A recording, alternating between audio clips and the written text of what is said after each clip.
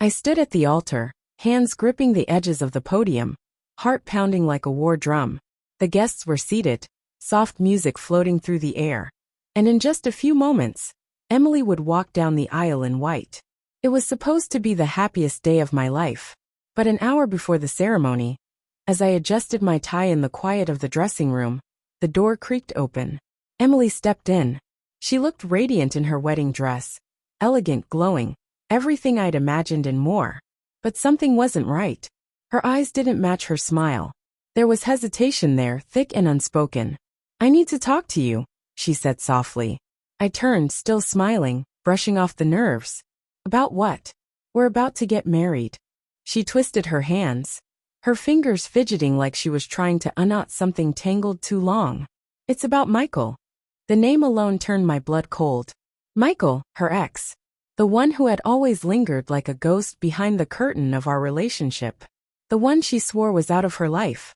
The one I had learned not to mention because every time I did, she'd swear it was over, and I'd pretend I believed her. "What about him?" I asked, my voice clipped tight. She inhaled shakily. "He called me last night. Said he needed closure. I invited him." Time stopped. "You what?" "He's not here to cause trouble," she whispered. He just needed a moment." I told him he could sit in the third row. The third row. Right behind our families. Right in view of the altar. Close enough to see everything. Close enough to make his presence known without saying a word. I stared at her. "Are you hearing yourself?" She reached for my hand. "Please don't be mad. I didn't tell you because I knew you'd overreact." "Overreact?" My voice cracked like ice. "You think it's an overreaction not to want your ex at our wedding?" I owe him this," she said, almost pleading.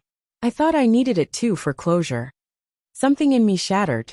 Quietly, without sound or ceremony, I pulled my hand from hers. "No," I said. Calm. Clear. "You don't need closure. You need to make a choice." Her breath caught. "Don't do this." But it was already done. I walked out of that room. Past the altar. Past the carefully arranged rows of chairs. Past the life we had built. The life we were about to step into. I didn't explain. Didn't pause.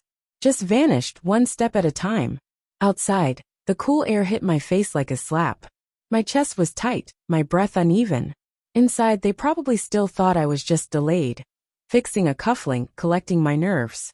But I was already gone. I passed the limo meant for the reception. The driver looked up, confused. I didn't stop. I just kept walking. Then my phone rang. Her name glowed on the screen, Emily.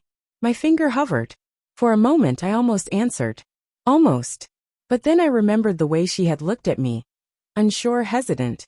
Not like someone who saw her future standing in front of her. Not like someone who had chosen me. I turned off the phone. Took a breath. Kept moving. That night blurred into itself. I wandered through the city until I found a bar tucked between forgotten buildings. It looked like it hadn't changed in decades, dark, quiet, untouched by time. I sat down. The bartender didn't ask for a story. Just poured a glass of whiskey and slid it toward me. Rough night. You could say that. The burn in my throat was welcome. I drank slowly, trying to drown the image of her in white saying she needed space for a man who didn't belong in our life. When last call came, I still had nowhere to go. I stepped outside and finally turned on my phone. 36 missed calls. Emily. My best man. My mother. I didn't need to listen to the voicemails. I already knew what they'd say. "Come back. Let's talk. Please." Instead, I opened social media. There it was. A photo. Emily. At the altar. With Michael. My stomach turned. The caption read, "When the past meets the present." The comments were a mess. Guests speculating. Whispered rumors turned public. A blurry photo of the two of them leaving together. Had she run to him as soon as I left?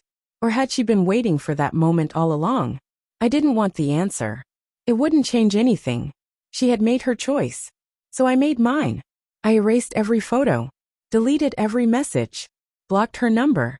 I packed a bag, left the city. No forwarding address. No explanations. I became a ghost. 2 years passed. A new town. A quieter life. A modest apartment by the river. A job that didn't come with neckties or wedding rings. I learned to enjoy the silence. I learned how to live without carrying what had been. But the past, like water, always finds a way. One evening, stepping out of a coffee shop, I felt it. The shift, the change in the air that happens when memory becomes real. She was there. Emily. Her hair was shorter. Her eyes tired. She looked older. Sadder. But it was her. I should have walked away. I didn't. She crossed the street. Arms wrapped around herself like armor. Ethan, she said. Just my name.